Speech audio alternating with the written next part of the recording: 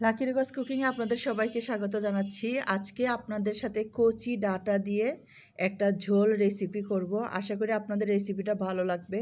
অবশ্যই পুরো ভিডিওটা শেষ করে দেখবেন। একটা রান্না এতটা সাধারণ রান্না করেও যে খেতে অসাধারণ লাগে, এই ভিডিওতে আমি সেটাই দেখাতে চেষ্টা করেছি। খুব সাধারণভাবে রান্না করেছি, একদম তাড়াহুড়ার সময়ে রান্না করেছি। যেমন সকালে আমি আজকে অনেক কাজ করেছি, কাজ করার পর আমার মধ্যে একটা ক্লান্তি চলে আসছিল, রান্না করার মতো কোনো এনার্জি ছিল না। আর আমি কি রান্না করব সেটাও ভেবে পাচ্ছিলাম না। আমার কাছে কয়েকটা চিংড়ি মাছ আছে, জাস্ট 7 টুকরা, 7টা পিস চিংড়ি মাছ আছে। এর বাইরে চিংড়ি মাছ ছিল না। এটা দিয়ে রান্না করার জন্য আমি আর অন্য কিছু পাচ্ছিলাম না। আর এই 7টা চিংড়ি মাছ দিয়ে এই রান্নাটা করেছি। আমার অনেক কিছুই প্রস্তুত ছিল না, কিন্তু এর মধ্যে আমি এই রান্নাটি করেছি। আর এটা খেতে এতটা সুস্বাদু হয়েছিল যেটা আপনাদেরকে বলে বোঝাতে পারবো না। তো সেটাই আজকে আমি আসলে শেয়ার করতে চেয়েছি যে একটা সাধারণ রান্না কতটা নর্মালভাবে রান্না করলেও খেতে অনেক বেশি টেস্টি লাগে। তো ডাঁটাগুলো আমি আগে থেকে কেটে ধুয়ে রেখে দিয়েছি, চিংড়ি মাছও বেছে রেখেছি। এমনি ফ্রিজে ছিল তো চিংড়ি মাছ বাছা ছিল। পেঁয়াজটাও আমার আগে থেকে কাটা ছিল, আমার রসুন বাটা নাই। আর গোটা 3টা রসুন আছে এখানে, এটা আমি দিয়েছি, দেখা যাচ্ছে না। আর আমি 2টো মিডিয়াম সাইজের ছোট আলু কেটে নিয়েছি, টুকরো করে নিয়েছি, 4 টুকরো করে নিয়েছি। তো প্রথমে পেঁয়াজ কুচি দিয়েছি, তারপর আলু দিয়েছি, আর তেলটাও আমি দিয়েছি, এটা দেখেছেন।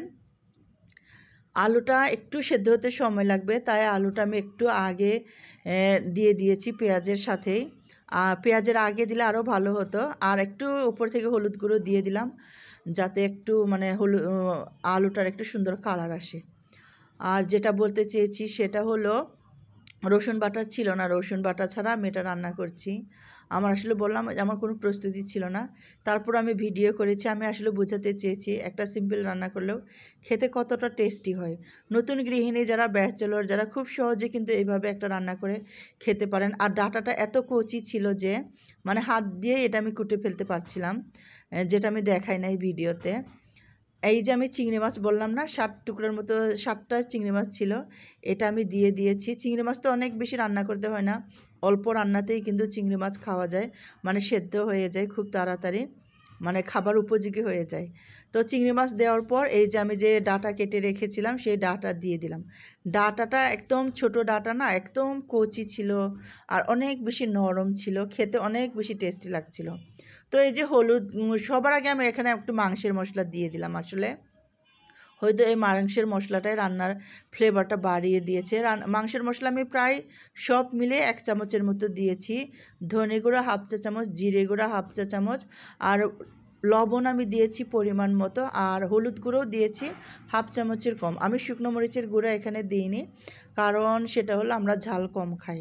আমি নিজে ঝাল বেশি খাই, কিন্তু এটা আমার মা, আমি, আমার 2 মেয়ে, আমরা মা মেয়ে 3 জনের জন্য রান্না করেছি।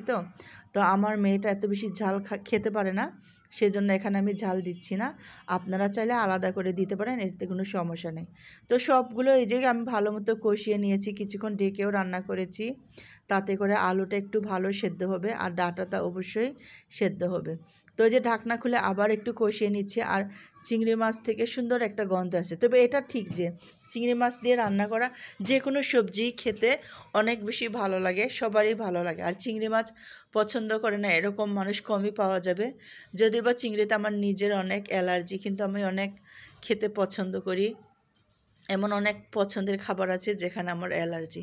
তো এখানে আমি সর্বমোট 3 কাপের মতো পানি দিয়েছি। 3 কাপই হবে, 3 কাপ পানি দিয়ে এটাকে আমি ঢেকে রান্না করব। তো খুব কম সময়ে ঝটপট করে এই রান্নাটা করেছি। আর আমি নিজেও অনেক বেশি ক্লান্ত ছিলাম, অনেক কাজ করেছি আজকে। তো এই যে কিছুক্ষণ ঢাকনা দিয়ে রাখার পর খুব সুন্দর বলক আসছে, যেটা ভিডিওতে দেখা যাচ্ছিল না।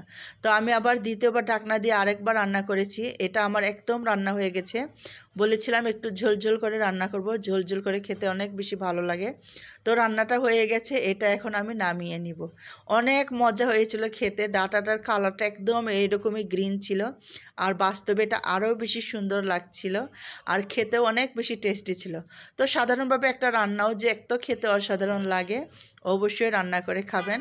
আমার সাথে থাকার জন্য, আমার পুরো ভিডিও শেষ করে দেখার জন্য আপনাদের সবাইকে অনেক ধন্যবাদ জানাচ্ছি। ভালো থাকবেন।